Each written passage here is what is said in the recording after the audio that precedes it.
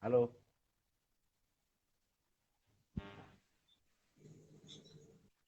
halo. Assalamualaikum, Pak. Waalaikumsalam. Gimana kabarnya? Sehat? Alhamdulillah sehat, Pak. Oke. Ini udah berapa berapa berapa bulan nggak pernah ketemu ya? Kayaknya hampir 3 bulanan ya, Pak ya. Hampir 3 bulan ya. Hampir Hmm, 3 bulan. Oke, gimana sih? oke. Eh, coba eh, kita pengen tahu dong cerita Mbak Lucy Hmm, sejak awal yang disebut OTG. hmm, Kalau saya tidak salah, sebelum teman-teman di kejaksaan itu dinyatakan positif, keadaan Mbak Lucy masih keadaan sehat ya. ya, sehat, Pak. Sehat Sehat. walafiat. Nah, tidak ada kendala apapun. Hmm, Kemudian tiba-tiba dilakukan rapid test, hmm, Mbak Lucy pun dinyatakan positif. positif.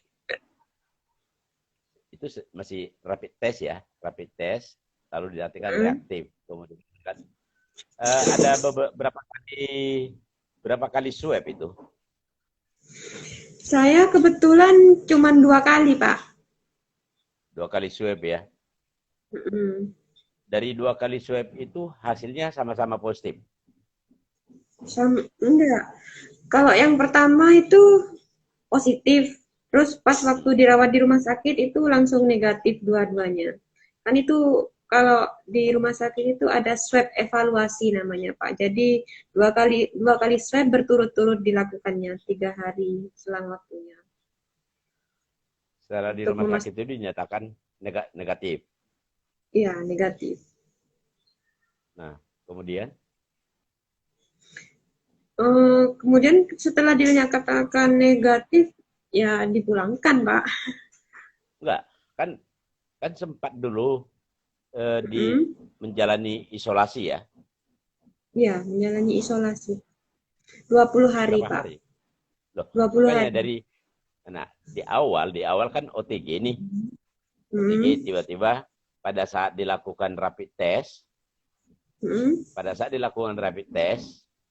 dinyatakan reaktif. Mm-mm. Kemudian hasil swab menyatakan positif. Ya, positif. Nah, setelah positif itu disarankan isolasi mandiri atau isolasi pemerintah. Oh, itu langsung dijemput ke rumah sakit, Pak. Langsung dirawat di rumah sakit. Oke. Apa yang kalau menurut Mbak Lus ini dari pengalaman ini, mana yang lebih menakutkan? Mana yang lebih menakutkan? Eh, COVID-19 ya atau virusnya atau pemberitaan dari media-media massa? Pemberitaannya, Pak, yang menakutkan. Kalau buat saya pribadi ya, Pak ya. Pemberitaannya. Artinya Uh-uh. karena apakah artinya gini, apakah menakutkan itu karena tidak ada penyampaian bagaimana keluhan masyarakat, bagaimana mengatasi sementara pemberitaan di media massa hanya menyampaikan jumlah korban yang semakin hari semakin bertambah. Kemudian hanya di rumah saja, jangan kemana-mana. Tapi tidak ada suatu media yang menyampaikan bagaimana mengatasi apa yang harus dilakukan oleh masyarakat dan bagaimana tidak ada. Apa yang paling menakutkan? Di bidang mananya yang paling menakutkan di Mbak Lucia ataupun dampaknya ke keluarga? Kalau saya pribadi sih, Pak, yang lebih menakutkan itu pengucilan masyarakat terhadap keluarga saya sih, Pak. Kalau sosialisasi ke masyarakatnya kan itu berbeda-beda. Ada masyarakat yang masih pemikirannya primitif lah, ada masyarakat yang udah bisa nerima. Tapi kalau di Madura kebanyakan itu pemikirannya masih primitif, Pak. Jadi masih Nah, mengucilkan banget. artinya ini dianggap mengucilkan itu Aib, apakah karena dianggap aib atau bagaimana? dianggap aib, Pak. Hmm, Dianggap aib ya. Akhirnya dianggap aib. semua tetangga Mm, mengucilkan keluarganya Mbak Lucy, orang tua, mm. Dikucilkan banget. dikucilkan. Nah, dikucilkan ini adalah kayak gini. Apakah kurang penyampaian penjelasan dari pihak terkait, misal sosialisasi sejelas mungkin, apa sih ini, bagaimana sih dampaknya? Itu bagaimana menurut Mbak Lucy? Apakah penyampaian atau sosialisasi yang kurang penyampaian sehingga masyarakat kurang memahami kondisi situasi sekarang? Kalau menurut saya enggak sih Pak. Kalau dari kayak Forkopimda kayak gitu-gitu udah sosialisasi banget. Apalagi kalau tim gugus COVID-nya juga udah bekerja banget Pak. Cuman mungkin dari orang-orangnya pribadi mungkin Pak. Sampai di tetangga dekat rumah saya itu sampai RT-nya itu mengucilkan saya banget Pak. Sampai bak sampah di rumah saya itu saking saking mungkin marahnya gara-gara saya kena COVID gak bilang-bilang itu sampai dibakar Pak. Loh, Saking makanya kan mengucilkannya gini, terhadap kan gini, kurangnya penyampaian baik dari segi bahasa sehingga akan terjadi kurangnya pemahaman oleh masyarakat, ya kan? Kurangnya ya. masyarakat. Nah, ini suatu apa? Ini kita coba berbagi pengalaman, Ada di salah satu di lingkungan saya, ketika terjadi ada yang positif suaminya, lalu istrinya ketika balik ke rumah, semua tetangga mengatakan, Pak, kita jangan izinkan istrinya datang ke sini. Semua Iya, tetangga-tetangga seperti datang. Nah, artinya gini, andai kan saya mengatakan setuju, maka akan terjadilah seperti itu. Dalam arti istrinya tidak akan datang ke rumah, akan terjadi pengucilan. Iya. Nah, tapi saya mengatakan apapun yang terjadi, jangan ada yang bertindak sendiri, apapun alasannya dengan cara apapun tidak diperbolehkan. Siapa yang harus serahkan ke RT, RW, kelurahan dan pemerintah. Siapapun masyarakat di antara kalian tidak boleh melakukan tindakan sendiri karena itu akan melanggar hukum. Nah, artinya apakah ada penyampaian seperti itu ke masyarakat? Karena kan gini, pemahaman atau pola pikir masyarakat di desa dengan pola pikir masyarakat di kota kan berbeda. Beda sekali, Pak. Beda. Nah, sementara ada gini, orang kota menyampaikan itu ke orang desa dengan tata cara yang berbeda, maka orang desa itu akan tidak memahami ini apa sih. Iya. Jadi seperti itu. Iya, hampir seperti itu, Pak. Kalau di rumah saya itu, Pak, di kawasan saya itu masih orangnya kebanyakan pendatang sih, Pak. Jadi mungkin pemikirannya belum nyampe, Pak, meskipun diterangkan oleh tim gugus COVID itu masih belum bisa diterima, Pak. Padahal ini kan bukan aib kayak gitu-gitu.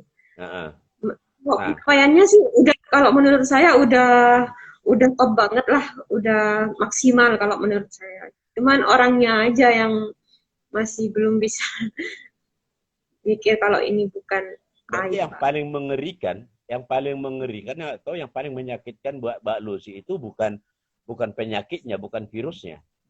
Enggak. Virusnya enggak menakut. Sosial dari masyarakat. Iya, dari masyarakat, Hukuman Pak. sosial dari masyarakat. Dan sampai sekarang saya masih merasakan. Nah, ketika terjadi seperti itu, artinya ada pengucilan dari masyarakat, bahkan sampai terjadi pembakaran bak sampah karena itu dianggap aib. Apa tindakan aparat desa ataupun di atasnya untuk menindaklanjuti atau mengatasi itu? Kalau setahu saya itu kayaknya ngadain sosialisasi Pak, kayak rapat kayak gitu Pak, supaya tidak mengucilkan keluarga saya, kayak gitu-gitu sih Pak. Sosialisasi Hasilnya? tentang COVID. Iya, sosialisasi tentang COVID, kalau COVID ini bukan aib, jangan dikucilkan, seharusnya didukung, kayak kayak gitu, dikumpulkan CRT gitu-gitu Pak. Hasilnya ada, apakah ada pemahaman di masyarakat? Ada Pak, ada. Ada. Mm-mm. Nah, oke. Eh, tadi kan Mbak Lucy bilang sampai sekarang masih Mm-mm. merasakan.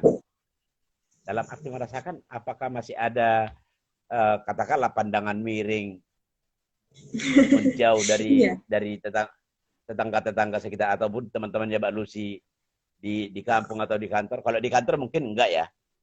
enggak, kalau di kantor Nah, enggak Pak. tapi di Mm. sekitar rumah gitu. Apakah Ya, sampai hari ini masih terjadi seperti itu?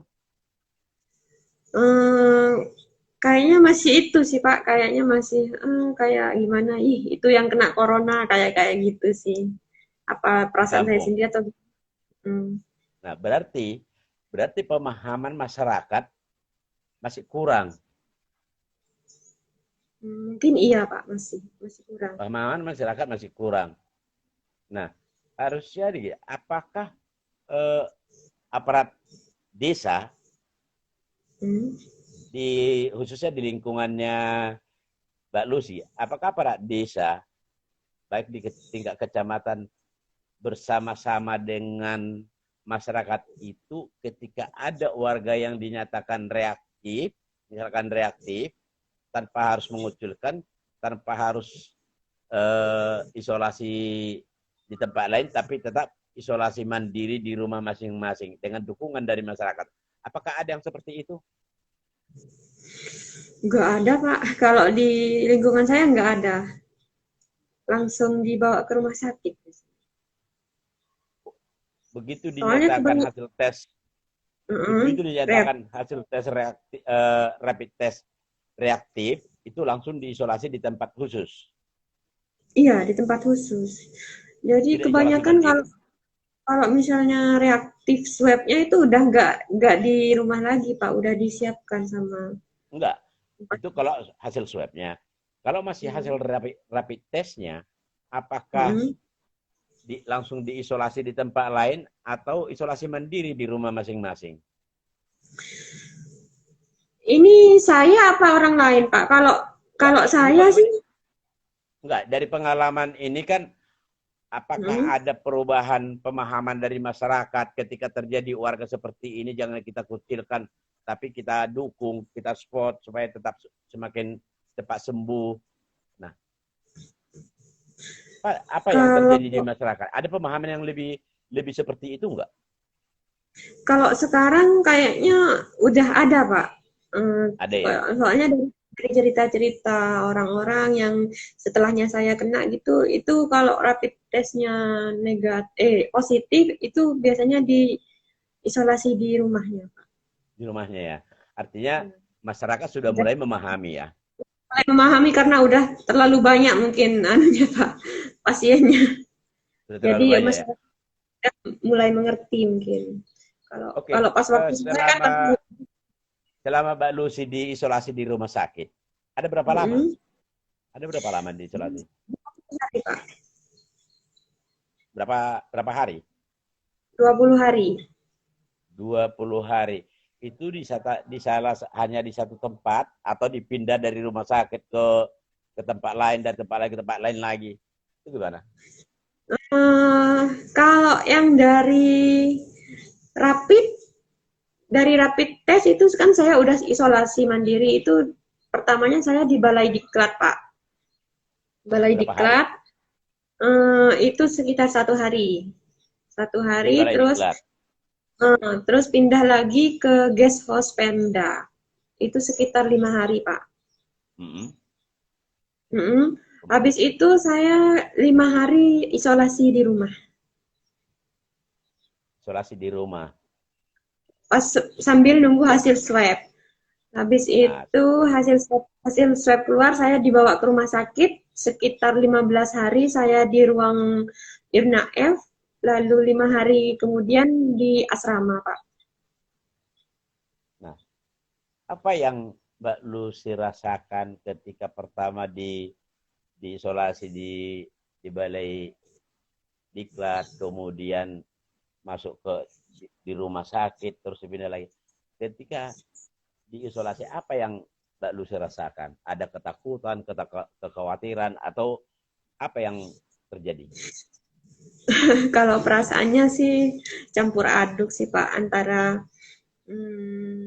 kayak udah merasa udah nggak punya harapan lagi, kayak putus asa gitu Pak, kayak oh ini sampai sini ajal saya kayak gitu, hidup saya sampai sini kayak gitu-gitu, terus Ini gimana yang kayak pasrah. gitu. Iya, terus kayaknya meskipun saya sembuh pun saya tuh kayaknya udah nggak mau hidup lagi, malu Pak, malu. Kasihan kasihan keluarga saya yang menanggung malu gara-gara saya kena corona kayak gitu-gitu. Jadi Itu karena udah dampak hukuman sosial dari masyarakat tadi ya, karena dikucilkan, iya, iya, dicemooh, diapain, dianggap ini aib iya, ya, iya, heeh. dianggap Soalnya aib ya. pas pas waktu saya itu Pak, eh, itu pas waktu saya kena kan di kantor nggak ada yang kena, cuman saya aja. Jadi Uh, di rumah juga nggak ada yang kena. Itu di kampung saya itu fitnah sayanya itu kejam banget Pak, sampai sampai saya dibilang suka dibawa anggota DPR lah, makanya kena corona kayak gitu-gitu Pak. Jadi saya di rumah sakit itu yang bikin saya down itunya Pak, bukan penyakitnya ya, kan. bukan penyakitnya. Ibu saya tuh nangis-nangis, kenapa nak kok sampai kamu bisa kena, katanya orang kamu gini-gini. Saya tuh di rumah sakit itu justru yang buat down itu kayak gitunya fitnahnya Pak. Ya, hukuman sosial dari masyarakat itu ya, Iya, bukan penyakitnya ya. kan Nah, Pak, kalau makanya tadi, penyakitnya udah pasrah.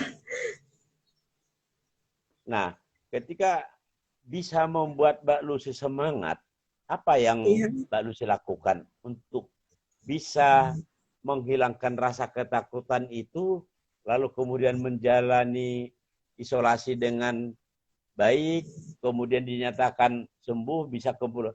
Apa yang Mbak Lucy lakukan? Eh, yang jadi motivasi saya pas waktu itu ada sih Pak, teman saya Pak, yang benar-benar memotivasi saya sampai saya bisa bangkit dan bisa sembuh. Hmm. Dia, kalau menurut saya dia orang yang sangat berjasa dalam waktu saya sakit Pak. Dengan cara apa dia memberikan motivasi terhadap Mbak Lucy? Dengan support, terus dia selalu ngirim-ngirim makanan sama saya. Padahal teman-teman saya yang menjauhi saya, dia tuh tetap ada buat saya Pak. Dia selalu ada ya. Jadi dia selalu support saya, selalu kasih saya uh, wejangan supaya berdoa sama Allah kayak gitu-gitu Pak. Lalu dengan motivasi itu tadi membuat Mbak Lucy semangat, rasa ketakutan hilang, bahwa ada semangat untuk hidup dan akan menjalani seperti hari-hari biasa. Iya Pak, semangat saya langsung mendengar dia ceramah, dia ngaji buat saya itu saya juga harus sembuh. Saya nggak boleh menyerah kayak gitu-gitu Pak. Dan sampai sekarang saya masih masih apa? Masih ingat banget doa-doa yang dia berikan buat saya Pak. Nah, tapi oke, sementara ketika Mbak Lucy sampai hari ini di lingkungan, masih ada nggak di sekitar tempat tinggalnya Mbak Lucy ataupun di sekitar desa itu pemikiran-pemikiran yang masih bahwa virus COVID-19 ini dianggap sebuah aib? Masih ada nggak yang Kalau seperti itu? kalau di tempat saya masih ada sih Pak, mungkin Pak. Cuman kayaknya udah agak mendingan dibanding pas waktu saya kena sih. Nah, Tapi masih saya artinya sampai sekarang masih ada nggak sosialisasi dari pemerintah, mulai dari perangkat desa, kecamatan, dinas kesehatan yang langsung terjun ke kampung-kampung, ke pedesaan, bahwa ini harus kita, artinya dengan bahasa yang mudah dipahami oleh masyarakat sekitar. Sampai sekarang masih ada nggak sosialisasi itu dari berbagai pihak? kalau sekarang sih udah mereda sih Pak, udah nggak begitu kayak pertama-pertama. Ketika Paling baru cuma bergaul sekarang dengan warga sekitar, masih ada atau sudah seperti hari-hari sebelumnya? kalau di tempat saya sih nggak ada, tapi kalau di kabupaten, di kecamatan mungkin ada Pak.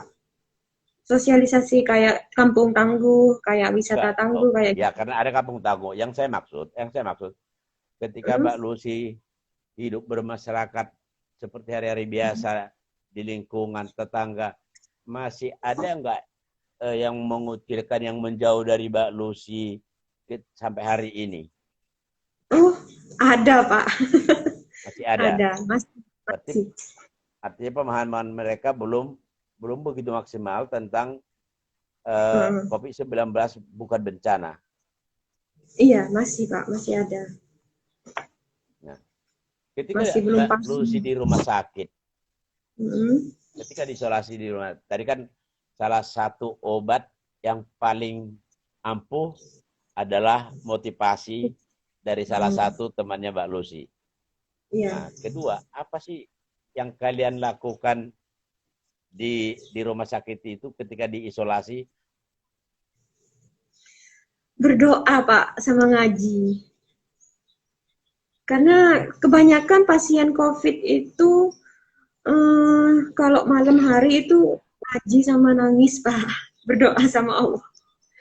Uh-uh. Dan itu Artinya buat ada nggak hati saya. obat-obatan yang artinya yang kalian konsumsi dari ini yang disediakan oleh pihak pihak pemerintah, apa sih yang diberikan ke kalian selain dari berdoa? Untuk berdoa ini kan hanya untuk membangkitkan semangat gitu kan. Nah, Mm-mm. orang katakanlah misalnya orang di rumah sakit nih, sekali Mm. sehari atau 2 kali sehari disuntik obat di ini. Nah, apa sih yang diberikan ke kalian untuk teman-teman yang ada Kalau di isolasi mandiri itu, di tempat isolasi? kalau kalau khusus saya kan OTG mungkin ringan Pak. Jadi saya cuma dikasih vitamin sama kayak itu mm, kayak semacam air kapur gitu loh Pak. Air kapur, air kapur untuk sirih. Oh enggak. Itu namanya kalau enggak salah itu LBO Pak. LBO sama Oh, itu direndam di air, lalu airnya diminum. rasanya kapur. Artinya Cuman dikasih itu. tidak ada obat yang Kalau disuntikkan ya, hanya berupa vitamin, makanan, hanya itu aja ya. saya enggak ada Pak. Kalau teman saya ada antivirusnya. Oh, sudah ada antivirus yang sudah pada saat Mbak Lucy Hmm, dengan ini ada antivirus yang disuntikkan atau hanya vitamin-vitamin aja? kalau teman saya ada Pak. Kalau saya Ada ya. enggak dikasih. Karena OTG Soalnya itu mungkin tadi ya. ya, heeh. Nah, lalu ketika di kantor, ada nggak dari teman-teman di kantor yang memberikan dukungan ke Mbak Lucy, harus tetap semangat, harus begini, bahwa ini bukan aib, tapi ini adalah bencana yang harus kita hadapi? Kalau dari teman kantor seluruhnya mendukung sih Pak, terutama bos saya yang selalu ada buat saya, Pak Masih Iqbal. ada ya. Mm-mm. Nah, eh, dari berbagai pengalaman selama 20 hari Mbak Lucy diisolasi, mulai dari isolasi di diklat sampai di rumah sakit. Mm-mm. Pengalaman-pengalaman apa yang Mbak Lucy dapat, lalu bisa Mbak Lucy berikan ke masyarakat ketika menghadapi COVID ini, dan ketika seseorang dinyatakan reaktif dan kemudian positif COVID-19 harus diisolasi secara khusus. Pengalaman apa yang harus yang bisa Mbak Lucy bagikan ke masyarakat? Kalau pengalaman saya sih kuncinya cuma satu sih Pak, optimis. Nggak boleh banyak pikiran, nggak boleh sedih, pokoknya optimis sembuh aja. Itu insya Allah, kalau pikirannya nggak mikir macam-macam itu insya Allah sembuh Pak. Kalau misalnya mikir yang macam-macam, kayak dengerin gosipnya orang, terus dengerin yang di luar, itu pasti langsung sakit Pak, langsung Nah, langsung yang down menarik banget. kan, ini, ketika terjadi eh, hukum sosial dari masyarakat terhadap diri kita, ini kan yang sulit untuk diatasi. Nah, hukum sosial artinya kita dikucilkan, dicemooh, dengan berbagai isu yang mungkin misalnya Mbak Lucy ini ada di tempat khusus, di tempat sendiri. Nah, sementara orang tua, keluarga ada yang mengalami seperti ini. Bagaimana Mbak Lucy mengatasi hal-hal yang seperti ini sehingga dengan adanya motivasi terus semangat Mbak Lucy sehingga bisa kembali seperti saat ini? Cuek aja sih Pak, gak usah didengerin apa kata orang, biarin aja orang mau ngomong apa kayak gitu. Itu tadi ya, artinya kita harus optimis dan melakukan saran-saran dari pemerintah. Ya. Kalau orang biarin aja mau ngomong apa kayak gitu. Oke, pengalaman apa yang bisa Mbak Lucy bagikan ke masyarakat ketika menghadapi COVID-19 yang sampai sekarang ini masih melanda Indonesia? Pengalaman apa yang Mbak Lucy bagikan ke masyarakat? Pengalamannya, ya sabar aja Pak, maksudnya tetap optimis, tetap pokoknya tetap semangat lah. Kalau misalnya kita terkena COVID, jangan menyerah, jangan langsung terpuruk, pokoknya kita langsung tetap semangat Pak, optimis sembuh. Itu ya. Artinya sekarang Mbak Lucy sudah keadaan sehat total ya? Alhamdulillah Pak, sehat. Oke, tetap semangat. Terima kasih Pak. Dan kita berdoa mudah-mudahan bencana COVID-19 ini cepat berlalu dari Indonesia. Amin. Amin. Salam buat teman-teman di Kejari Bangkalan. Ya, salam buat Kasih Pitus juga ya. Oh iya Pak. Oke, makasih banyak karena sudah bersedia wawancara dengan Berita Korupsi walaupun tempat tertunda, tapi bukan berarti tidak jadi, tetap terlaksana. Artinya cepat ada yang dikejar, lambat ada yang ditunggu, ya kan? Iya Pak. Oke, sukses selalu ya. Siap Pak, makasih Pak. Oke, salam Tabak Kejari. Ya Pak. Demikian wawancara kami dengan salah satu pasien COVID-19 yang sudah dinyatakan sembuh total dan kembali melakukan aktivitas seperti semula. Tadi dari apa yang disampaikan Mbak Lucy tadi, yang paling mengerikan bukan virusnya, tetapi hukuman sosial dari masyarakat, mengucilkan, mencemooh dengan berbagai isu yang dibuat.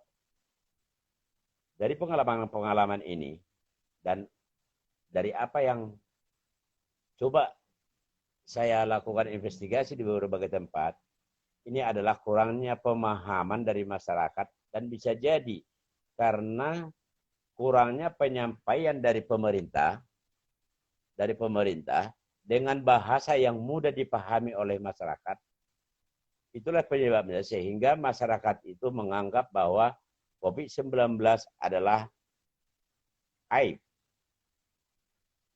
bukan suatu bencana, yang harus kita sama-sama menghadapi. Nah, inilah yang harus kita tanggulangi bersama, kita hadapi bersama, bukan mengucilkan, tetapi memberikan support, memberikan dukungan terhadap masyarakat ataupun tetangga kita yang dinyatakan reaktif ataupun positif COVID-19. Kita harus memberikan support, memberikan dukungan, bukan menjauhi. Nah, kemudian dari apa yang dijelaskan Lucy tadi adalah pemberitaan yang begitu mengerikan, yang begitu menakutkan. Karena yang hanya disampaikan adalah jumlah korban COVID-19. Tidak ada keluhan ataupun keluhan dari masyarakat ke pemerintah, apa yang harus dilakukan, bagaimana menanggulangi, itu tidak ada. Yang ada setiap hari, baik media cetak ataupun media elektronik, masyarakat hanya membaca, semakin hari semakin bertambah, semakin hari semakin bertambah. Di rumah saja, jangan kemana-mana, gunakan masker. Ketika di rumah saja masyarakat, pertanyaannya, masyarakat makan apa? Kalaupun ada BLT, ada bantuan ini, 200.000, 600.000 satu bulan, apakah itu cukup? Dampak sosial, dampak ekonomi yang begitu dahsyat. Yang begitu dahsyat. Ditambah lagi, itulah yang membuat pemikiran masyarakat merasa frustasi, sehingga banyak masyarakat tidak taat aturan protokol kesehatan yang sudah dianjurkan oleh pemerintah. Kita berharap semoga bencana non-alam COVID-19 cepat berlalu dari Indonesia, khususnya umumnya dari dunia, agar perputaran ekonomi, kegiatan sehari-hari kembali seperti semula. Sekian, sampai jumpa di lain waktu.